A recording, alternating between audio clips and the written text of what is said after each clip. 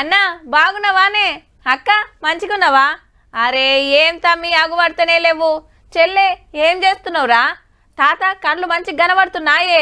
ఓ అవ్వ బువ్వ తిన్నావా? ఏం కూర? నేను నిన్న మొన్న మందలిచ్చినోళ్ళు ఇక ఆగుపడితే ఒట్టు. ఆవు ఓట్లు ఒడిచినాయి మళ్ళా. అల్లటు మనం ఇటు. ఇకేమన్నా పని కావాలంటే గెలిచినోళ్ళ ఇంటి చుట్టూ తిరిగి ఎంత బతిన్లాడాలనో పో. కొడంగల్ల ముఖ్యమంత్రి రేవంత్ రెడ్డి సార్ ఓటేస్తే మంత్రులు బట్టి, వివేక్, పొన్నం, ఉత్తమ్, కోమటిరెడ్డి, దామోదర, శ్రీహరి సార్లు, సెంటర్ మంత్రి బండి సంజయ్ సారు, అన్ని పార్టీలు ఎంపీలు, ఎమ్మెల్యేలు ఎవ్వరు ఇలాకాలాలు ఓటక్కు వాడుకొని ఏలు కంటిని ఇంకు చూపించిర్రు. పొద్దుగాల 7 గంటలకు పోలింగ్ చాలైతే లైన్లు కట్టిర్రు పబ్లిక్ అంతా. ఆడోళ్ళు, మొగోళ్ళు, పడసోళ్ళు గుర్తింపు కార్డులు పట్టుకొని వస్తే పేద మనుషుల కోసం పయ్యల కుర్చీలు పెట్టిర్రు సెంటర్ల కాడ.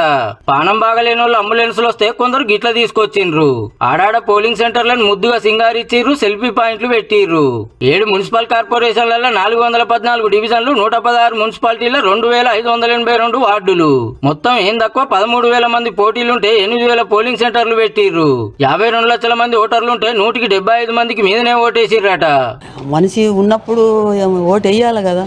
చాలా సంతోషంగా ఉంది. ఇప్పటి వరకు దాదాపు 25 సంవత్సరాల నుంచి వినియోగించుకుంటున్నాను. మొదటిసారి నేను ఇది ఓటేయడం బాధ్యతగా అనిపిస్తున్నది.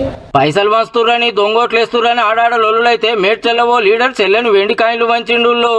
అప్పుడు ఊరుకు అటు వచ్చి ఇటు పోతున్నాం కానీ ఇప్పుడు పైసలు పెట్టేటిపోయింది. ఒకలేమో ఒని ముంచుతుర్రు, ఒనేమో ఒని ముంచుతుర్రు.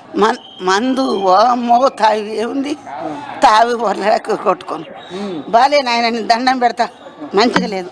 ఇక మాపటీలు 5 కొట్టంగానే గేట్లు బంద్ చేసి ఏజెంట్ల ముంగట బ్యాలెట్ బాక్సులకు తాళాలు వేసిండ్రు బందోబస్తు. ఫుల్ సెక్యూరిటీ తోటి స్ట్రాంగ్ రూమ్ లకు పట్టుకుపోయినరు డబ్బాలు. ఎల్లుండి పొద్దుగాల 8 గంటలకు బ్యాలెట్ బాక్సులు ఇప్పి ఓట్లు లెక్క పెడితే 7 ఎవరు గెలిచిర్రు అనేది తెలుస్తుంది. అప్పటిదాకా పోటీలు ఉన్న వాళ్ళందరికీ టెన్షనే.